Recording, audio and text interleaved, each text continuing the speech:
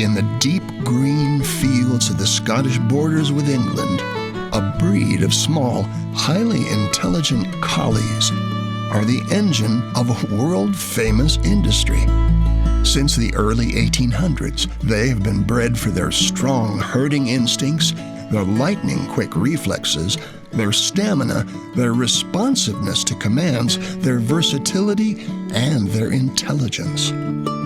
Since medieval times, Scottish woolen products have had an international reputation for superior quality and design. Scottish Rambouillet sheep, which yield a rich merino-type wool, are the natural resource for this industry. But the engine that enables management of the vast flocks required, often numbering in the thousands, is the Border Collie. Use of Border Collies in managing large flocks of animals has spread from Scotland across the world and into cattle, goat, pig, and poultry raising, and even for keeping wild geese off golf courses. A good sheep herder is devoted to his sheep. But the bond between a sheep herder and his Border Collies surpasses devotion. It is closer to a family bond than anything else. Their dependence on each other and their level of trust is awe-inspiring.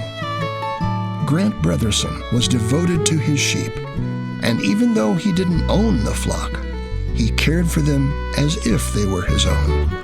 He knew the many uses of wool and mutton and the monetary value of each sheep, and he was known to have the lowest percentage of loss among his flock of any sheep herder in the area. But he also understood the metaphor of the life he was living. The life of each sheep was in his hands. He had to lead them to water and green pastures, but he depended heavily on his team, his Border Collies, to keep the flock together and safe. Grant cared deeply about the sheep, and he felt the same way about his 4 other sheep, his family, the ones he counted on most, because each sheep counts.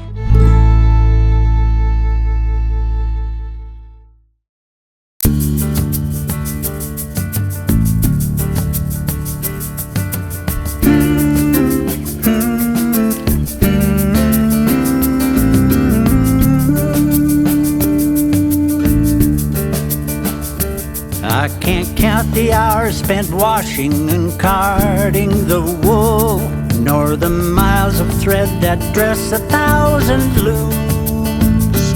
And I can't count the yards of yarn the spinner spun, or the shirts and trousers sewn, stretching far beyond my view. But I can count the fleeces and the bales of wool, and the rams and lambs and ewes within my keep, and 100 times 100 ways they bless my life and yours. And that, my friend, is why I count sheep.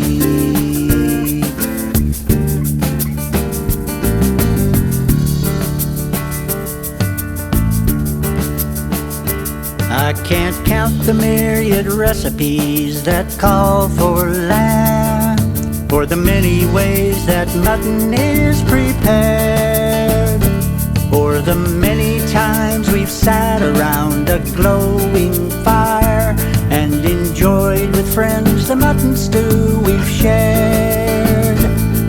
There's ajo carretero, barbacoa and tagine. There's racks and chops and shanks, the list is deep. Basque seated with mint jelly, Texans eat it barbecue. So many savory reasons I count sheep. But when I'm out there, there's the sweet smell of the rain, and the rustling of the quakies in the breeze, the golden glory of the dawn, and the fury of the storm, and my faithful dogs to put my heart at ease. my faithful dog, so eager to please. But there's something in the metaphor of shepherding sheep and leading them to pastures where they'll feed, and tending to the orphaned lambs who have no one to care. That makes me think of Jesus in my need. And it seems to me impossible to try to count the ways that the Lamb of God looks down and cares for me. But I think I feel Him smiling as I in my small way daily keep my watch and count my sheep. 'Cause each sheep counts, and that's why I